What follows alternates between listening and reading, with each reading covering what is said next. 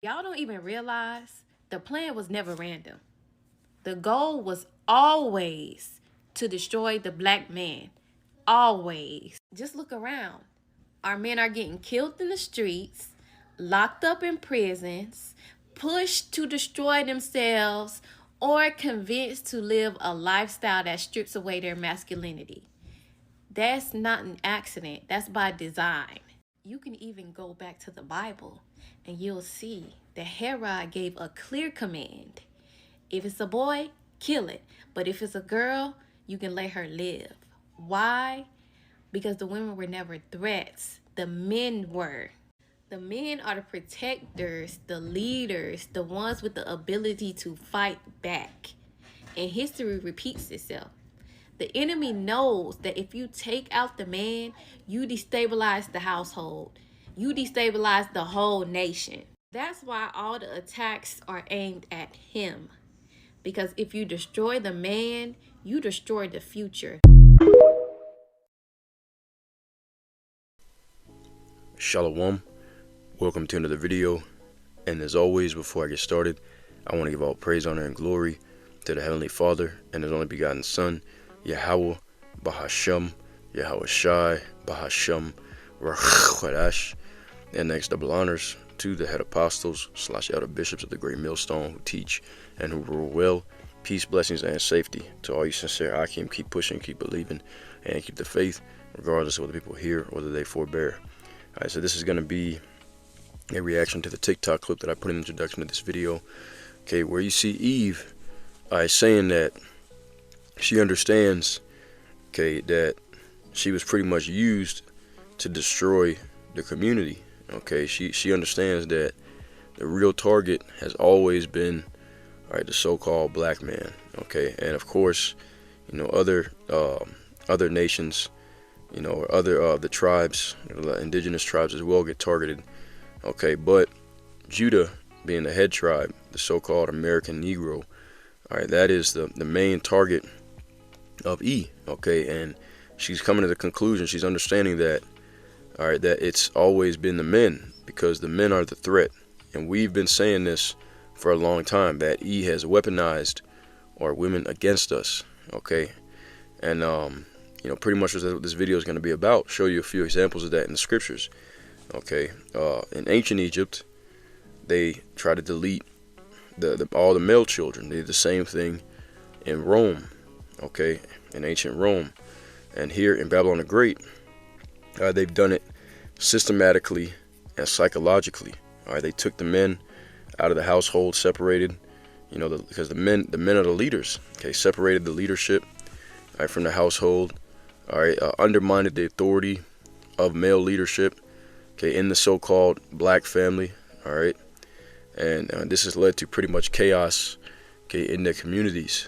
And this was done by design. This was done purposefully. So that's the topic I'm going to dive into. And Yahweh Zami, the Heavenly Father's will is edifying to the elect. So I mentioned in ancient Egypt, okay, that's what was done. They tried to kill the male children. Okay. When they learned, when they saw how they were, the Israelites were growing in power and in numbers, they had to find a way to stifle that growth. Okay, then the same thing here in America, Babylon the Great. Whenever Jake tried to, because this is spiritual Egypt, whenever Jake tried to rise up and excel, in their captivities, the other nations would always try to destroy them. Same thing here in America. So this is Exodus chapter 1 and verse 1 in the NLT. It says, "These are the names of the sons of Israel, that is Jacob, who moved to Egypt with their father, each with his family." And it gives the names of the tribes and their descendants. I'm going to skip down to verse 7. "But their descendants, the Israelites, had many children and grandchildren. In fact, they multiplied so greatly that they became extremely powerful and filled the land. And eventually a new king came to power in Egypt, who knew nothing about Joseph or what he had done. And he said to his people, 'Look, the people of Israel now outnumber us and are stronger than we are. We must make a plan to keep them from growing even more. If we don't, and if war breaks out, they will join our enemies and fight against us. Then they will escape from the country.'" And that's the same mindset that E has today. Okay, these spiritual Egyptians, All right, you have this and in the alt-right conservative, white nationalist uh, um, sphere, you could say. Okay, pretty much their different talking points. They talk about white replacement. Okay, they're worried about being replaced by so-called minorities. Okay, and the main so-called minorities here in Babylon the Great starts off with the so-called black man, all right, and then the so-called indigenous man, okay, which we know the southern and northern kingdom of the Israelites. So they had the same worries back then in ancient Egypt as they do have in this spiritual Egypt. Verse 11, it says, so the Egyptians made the Israelites their slaves. They appointed brutal slave drivers over them, hoping to wear them down with crushing labor. They forced them to build the cities of Pithom and Ramesses as supply centers for the king. But the more the Egyptians oppressed them, the more the Israelites multiplied and spread, and the more alarmed the Egyptians became. Okay, and the same thing with Jake. All right, while their numbers are declining, all right, Jake today, okay, is rapidly increasing. Okay, they said that so-called white people, all right, would be minorities here by, I believe, like 2035 or something like that. Okay, within 10 years or maybe 2040, but within the next 20 years for sure. All right, which personally I believe that they're already minorities. They're a minority worldwide, but we know they fudge the numbers. They say that so-called black people are only 13% of the population, which I don't believe that, because pretty much everywhere you go in America, you're going to see an abundance of so-called black people. All right, but anyways, okay, and like that doesn't include the Latinos as well. But anyways, let's continue on. All right, it says, verse 13, so the Egyptians worked the people of Israel without mercy. They made their lives bitter, forced them to mix mortar and make bricks and do all the work in the fields, and they were ruthless in all their demands. Then Pharaoh, the king of Egypt, gave this order to the Hebrew midwives, Shiphrah and Puah. When you help the Hebrew women as they give birth, watch as they deliver. If the baby is a boy, kill him. If it is a girl, let her live. Okay, so you see, they understood that the power lies in the men of the nation. So he gave the order, if the baby is a boy, delete him. Okay, but if it's a girl, let her live. Why? Because the women of a nation are really not a threat. All right, the men of the nation are the threat. Okay, that's the reason why, as the woman said in the video, okay, that the target has always been on the so-called black man. Okay, and in this society, one of the weapons that he has used is by exalting, all right, the woman over the man. Okay, because he knows that that's outside of the natural order, and that it would cause a lot of chaos. That's exactly what it's done. Okay, the so-called a black woman and just women in general in Babylon the Great are the most free they've ever been. Yet relationships are at an all-time low. Okay, and they're very unhappy for the most part. Most women in America are unhappy. Actually, I saw a article the other day where it said 1 in 4 women in America have mental illnesses. Man, that's crazy to think about, and that's just what's diagnosed. Okay, and we live in a society also where you have something called the halo effect. All right, where pretty much women get a pass for the most part. This society pretty much says men bad, women good. So I would reckon that the mental illness numbers in women is actually much higher than that. It's just not diagnosed unless she's really over the top. But I would say that probably a good majority of women in America are full-on narcissists, man. All right, but it's just not diagnosed. So this is done by design. Okay, and it really affects Jake the most. But even other nations are affected by it. Okay, but this shows you right here, they understand that the rulers of these different nations understand that the men are the ones who they have to destroy if they want to get at and destroy a whole nation. All right, but it says, because the midwives feared the Most High, they refused to obey the king's orders, and they allowed the boys to live too. So King of Egypt called for the midwives and said, why have you done this? He demanded. Why have you allowed the boys to live? And the Hebrew women are not like the Egyptian women, they said. The midwives replied, they are more vigorous and have their babies so quickly that we cannot get there in time.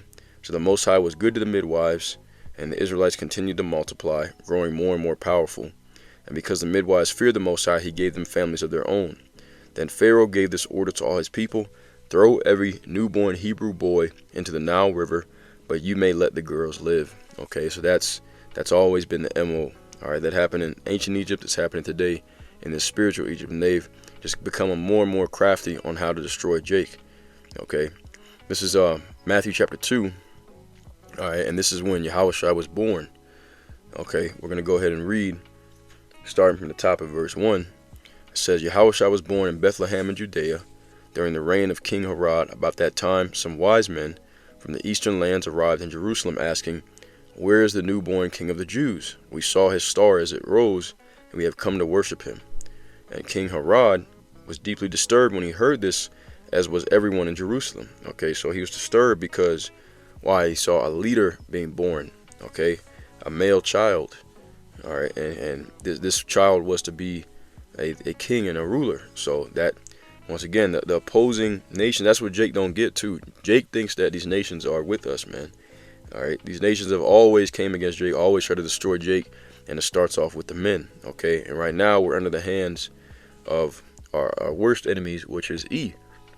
All right, so we're doing the same thing.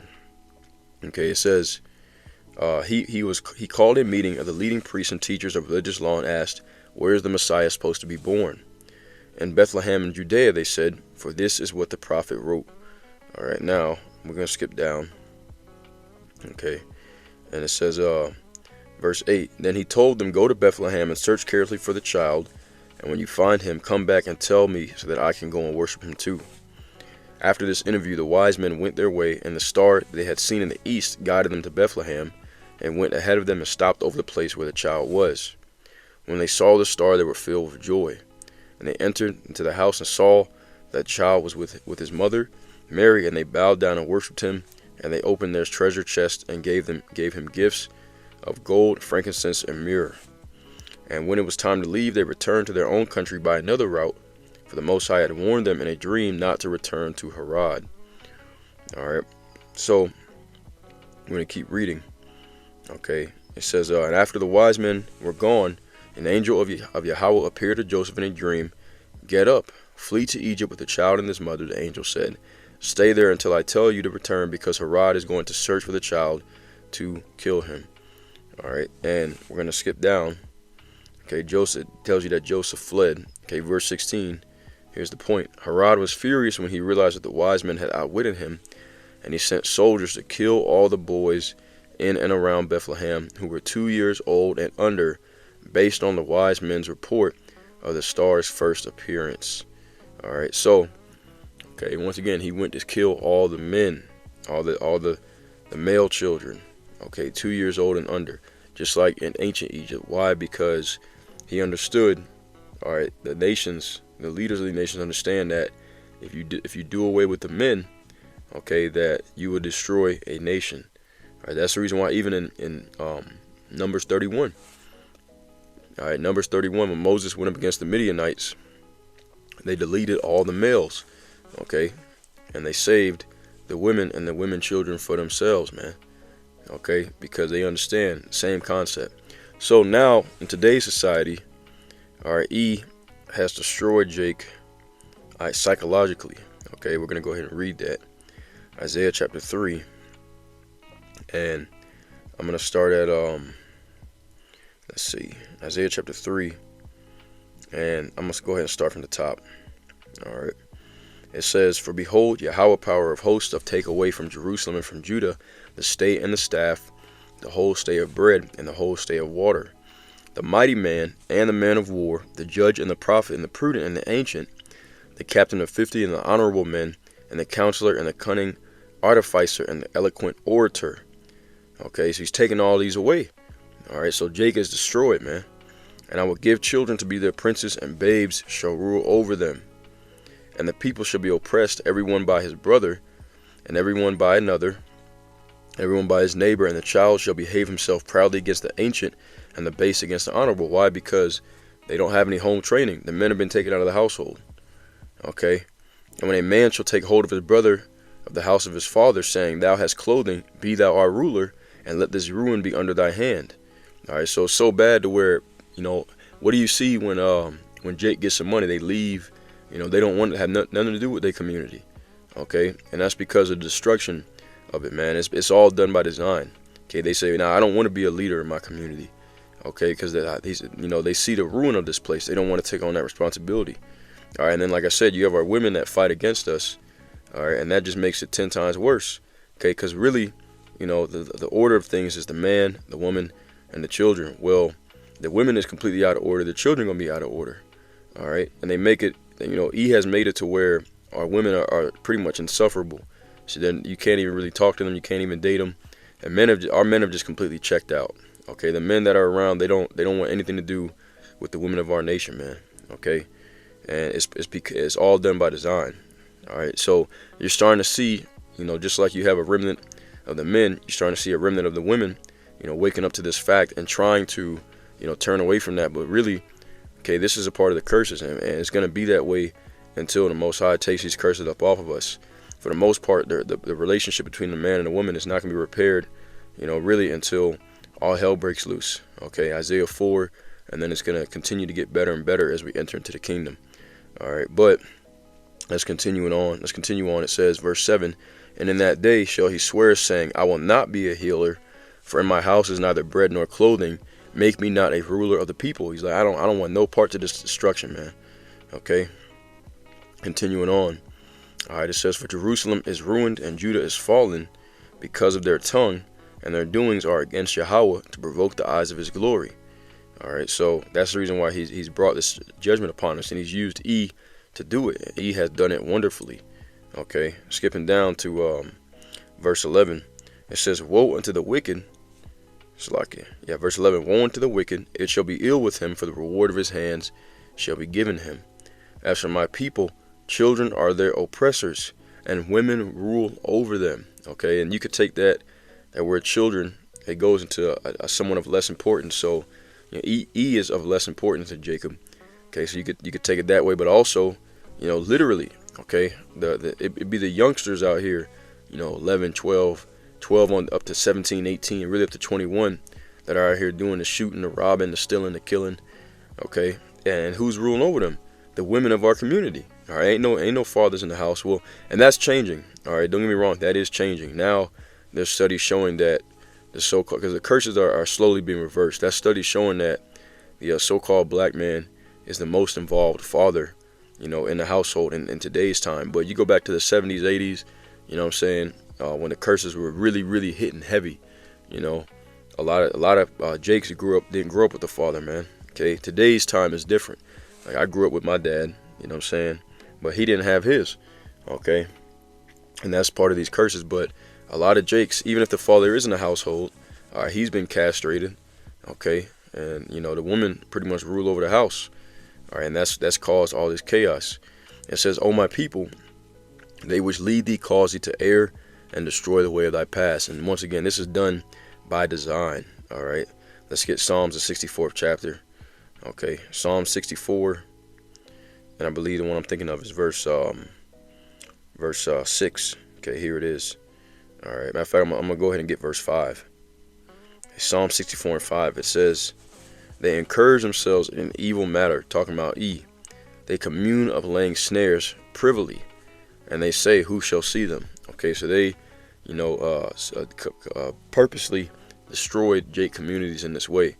As I always say, the chains are not on us physically, but the chains are on Jake's mind, to where Jake is just completely destroyed. As the scriptures say, Hosea 4 and 6, all right, it says, "My people are destroyed for a lack of knowledge." Okay, because they don't have the knowledge of the highest. They don't have the knowledge of the Holy One. So they're destroyed for that, man. All right, verse 6, and once again, it's done by design. It says, "They search out iniquities." Okay, they search out iniquities. They search out how to destroy Jake. They accomplish a diligent search, both the inward thought of every one of them, and the heart is deep. Okay, you see that?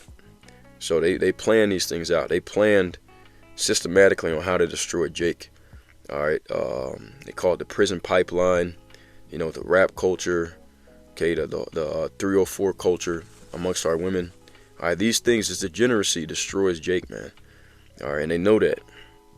Okay, Psalms chapter 62 and verse 4. All right, it says, "They only consult to cast him down from his excellency. They delight in lies. They bless with their mouth, but they curse inwardly." Okay, so they use subtlety, slickness, slyness. All right, and they come together to cast Jake down from his excellency, because when Jake is living righteously, Jake is a strong people. Let's go ahead and get a precept right quick. All right, sin is a shame on a. Oh, sin is a reproach to any people. That's in the book of Proverbs. Let's go ahead and pull it up right quick. Proverbs. Okay, Proverbs chapter 14 and verse 34. I believe it said. Proverbs 14 and verse 34. All right, it says. Let's go ahead and get it. Here it is. Righteousness exalteth a nation, but sin is a reproach to any people. So what do? They artificially created the conditions of rampant sin and iniquity in J community. Okay, once again, turning the men, programming them to gangbangers, thugs, criminals, crooks. All right, and then for the women, turning them into 304s, adulteresses. Okay, and that's done by design, man. That's that diligent search. Okay, Habakkuk also talks about this. Habakkuk chapter 2. And go ahead and get verse 15. Woe unto him that giveth his neighbor drink, that puttest thy bottle to him, and makest him drunk also, that thou mayest look on their nakedness. That's talking about E. All right, he's giving us, our people are drunk off that Babylon juice. All right, look at this. NLT. What sorrow awaits you who make your neighbors drunk? You force your cup on them, so you can gloat over their shameful nakedness. Okay, so that's exactly what was done to Jake, man. All right, and of course we got to accept accountability, because at the end of the day, these things only happen because of our own disobedience. But that's what it starts with. All right, it starts with us returning back unto the Most High and receiving healing. All right, through His Word. It says, "My soul, wait thou only upon the Most High, for my expectation is from Him. He is my rock and my salvation. He is my defense.